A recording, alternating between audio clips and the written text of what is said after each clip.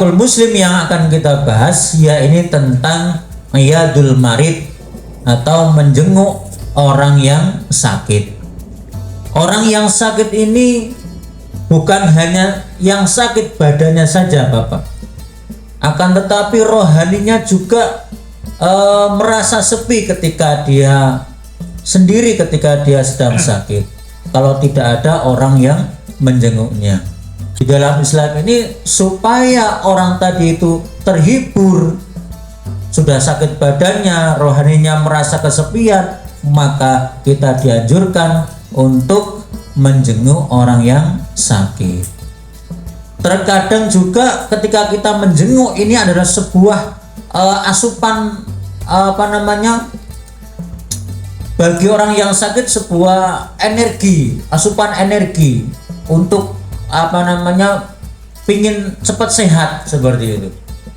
Dengan kita datang juga sekaligus untuk mendoakan orang yang sakit. Nah, di dalam sebuah hadis ini Rasulullah bersabda, tadi yang saya sampaikan bahwa hakul muslim al muslim tadi itu ada 5, ini muttafaq alaih hadisnya, termasuk wa'iyadatul marid, ini untuk menjenguk orang yang sakit.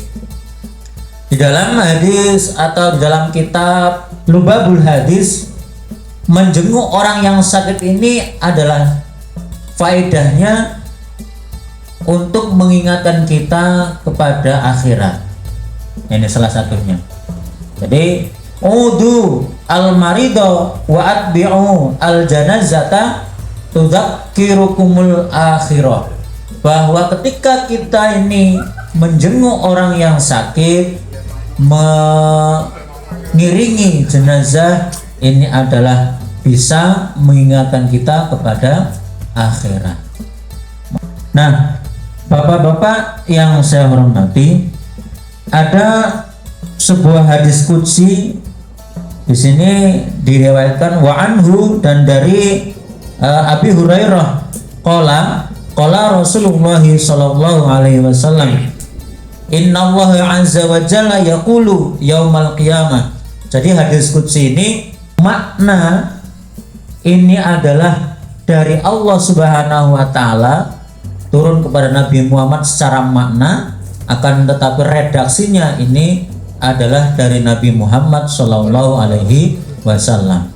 Berbeda dengan Al-Qur'an. Ini al-hadits qudsi. Nah, di sini Allah berfirman dalam hadits qudsi ini ketika nanti di yaumil qiyamah, ya ibna Adam maritu falam ta'udni. Jadi, hei ibnu Adam, anak Adam, aku sakit, kenapa kamu tidak menjengukku? Dan ini dalam hadits qudsi seperti itu. Nanti kita tidak boleh mengartikan secara letterlock, secara dohir hadis ini bahwa Allah sakit. Nah, tidak boleh, karena Allah itu munazzahun an kulli naqsin. Allah disucikan dari sifat-sifat kekurangan, sifat-sifat makhluk. Gak mungkin lah Allah sakit, gue ngobati sopo. Nah, seperti itu. Tapi ini nanti sebuah kiasan. Nah ini qala ya Rabbi kaifa a'uduka wa anta rabbul alamin. Seorang hamba tadi berkata, ya Rabb, ya Tuhanku, kaifa a'uduka, bagaimana aku menjengukmu, wa anta rabbul alamin, sedangkan engkau adalah Tuhan semesta alam. Ini dalam sebuah dialog nanti di hari kiamat. Nih. Lalu qala amma alimta anna abdi fulanan marido falam ta'udhu. Allah berfirman, apakah kamu tidak tahu bahwa sesungguhnya hambaku yang bernama Fulan itu sakit, tapi kamu tidak mau menjenguknya. Ini hadisnya seperti itu. Lalu amma alimta annaka law uttahu lawajadtani indahu. Apakah kamu tidak tahu jika sesungguhnya kamu menjenguk dia, kamu akan menemukanku di sisinya, di sisi orang yang sakit tadi. Nah, hadis ini kalau dilihat ada cara, ini ada balaghah atau ilmu ma'aninya, ada bukan secara letterlek. Maka ketika Allah berfirman, ya ibnu Adam maritu falam tauni, hai Adam, anak Adam, aku sakit, kenapa kamu tidak menjengukku? Ini tidak boleh diartikan secara dohir. Allah tadi tidak akan mungkin, mustahil yang namanya akan sakit, karena Allah itu maha sempurna, munazzahun an kulli naqsin.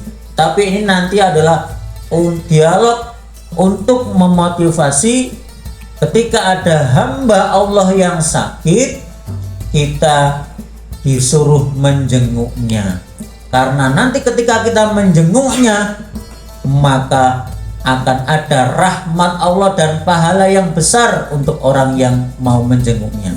Ini di sini tadi dikatakan, jika kamu menjenguknya maka kamu akan menemukanku di sisinya. Bukan menemukan secara zahir bahwa Allah akan ada di sana, tidak, tetapi menemukan pahala atau rahmat yang besar, yaitu pahala di sisi Allah Subhanahu wa Ta'ala. Nah ini, jadi kalau ada ayat-ayat atau hadis-hadis yang itu masih mutasyabihat, ini kita tidak boleh mengartikannya secara letterlek, secara hadis.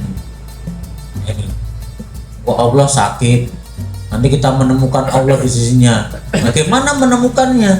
Nah ini, para mufasir hadis ini mengartikan ketika kita menemukan Allah di sisinya itu adalah menemukan pahala rahmat Allah yang besar.